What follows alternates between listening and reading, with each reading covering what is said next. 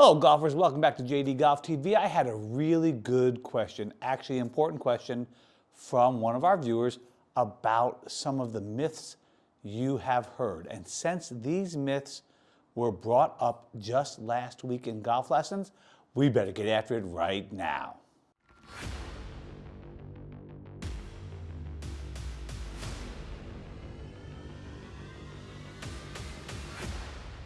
Well, the first question I have for you is about this sway business. This is really interesting.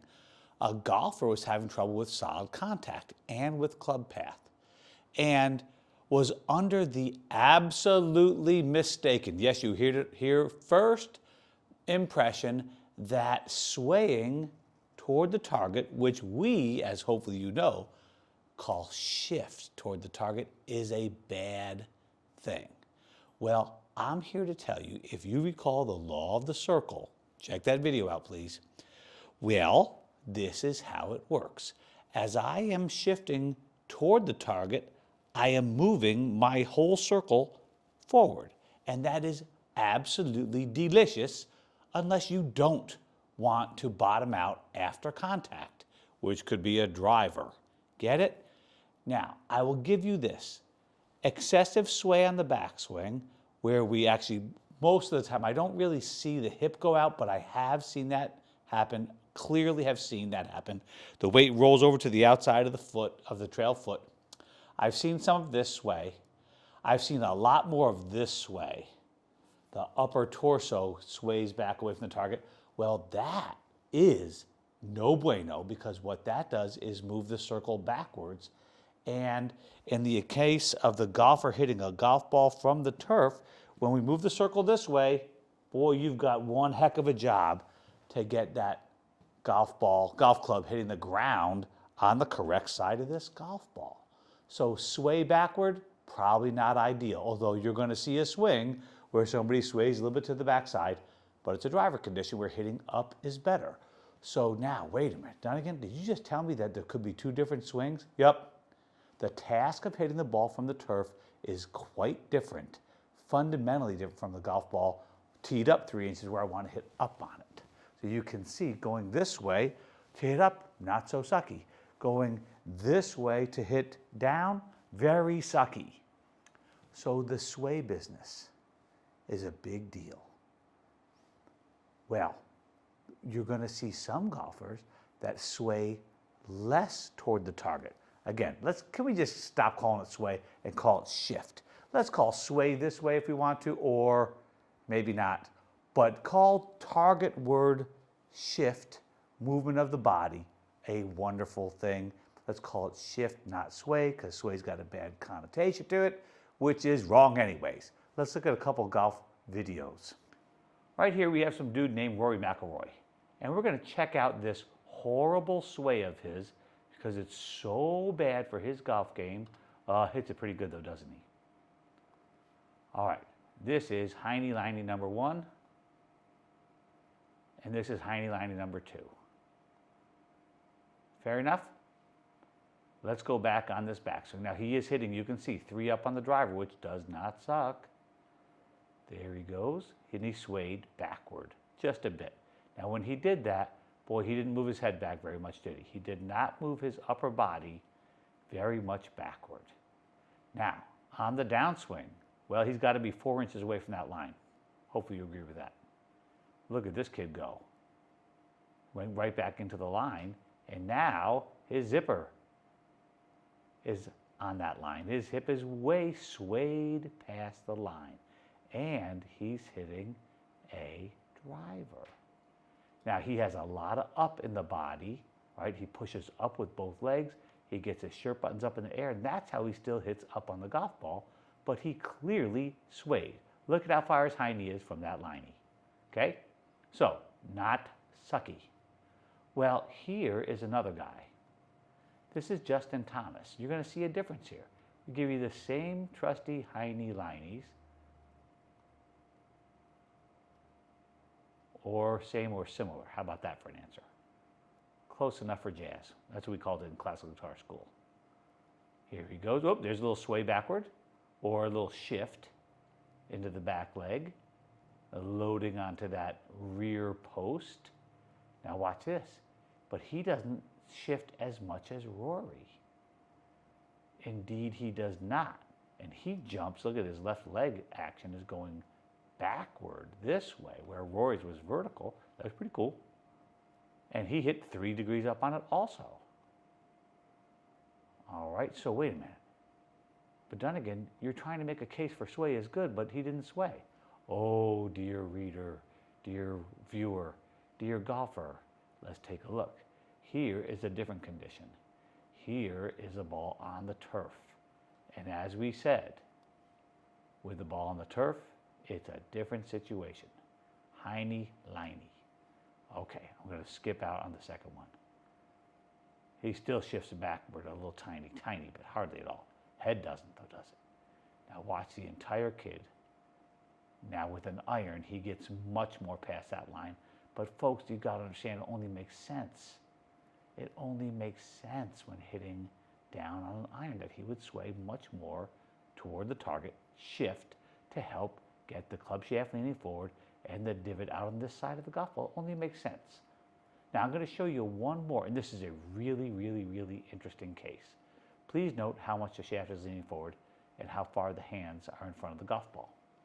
Okay, we're going to come back to that in just a second. Now for fun, we're going to look at John Rahm. And I think you're going to see a very interesting case here. All right, one more.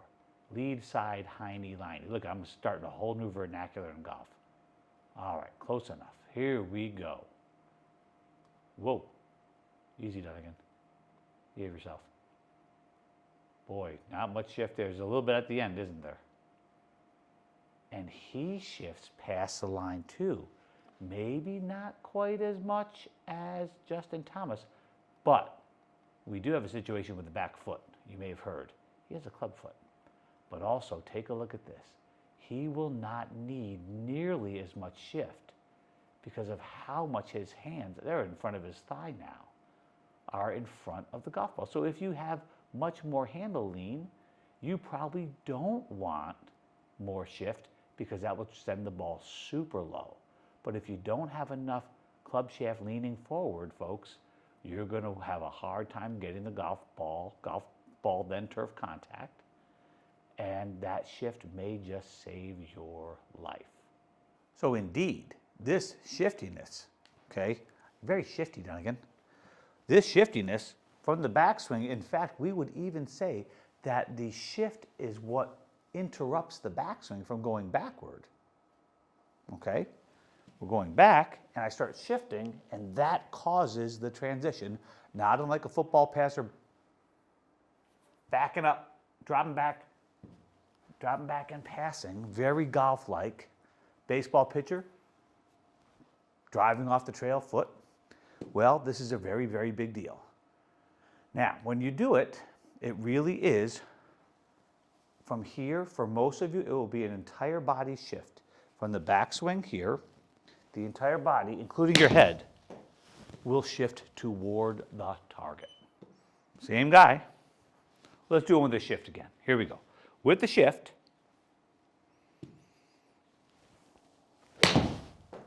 well, boy, do I hope that contact came out, because that ball was absolutely flush puppied. The exact same dude, nothing up my sleeve, no shift condition. Ooh, I missed the golf ball. Whoa, boy, I see a lot of this with my normal golf. Oh yeah, he's on the back foot. Oh, I still got to the front foot at the end. It's a miracle, it's so built in.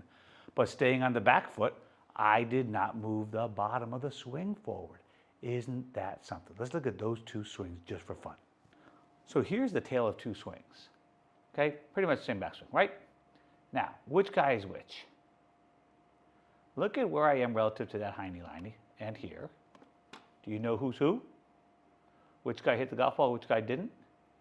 When I look at this guy, everything looks really good, except that this center of that circle is backward of the golf ball, and this center of this circle, I know some people do use the left shoulder for that, which is just fine. By the way, you can do it either way, it works. Look at the difference. Now look at this golf club over here. It's coming from high down to the ball. Look at this golf club over here on the other side.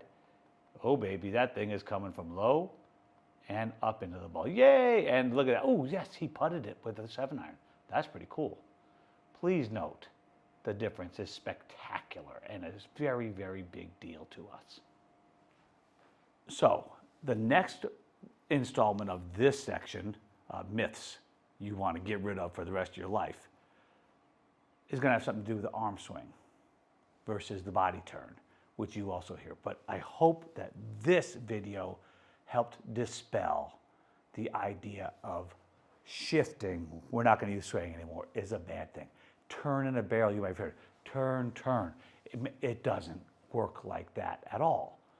Now, also keep in mind, if it's on the ground, it is a different whole task than when the ball's teed up. That's why you need to look at whether the person's hitting a driver rather than an iron or anything off the turf when you're trying to look at these things and make sense of what crap you hear out there.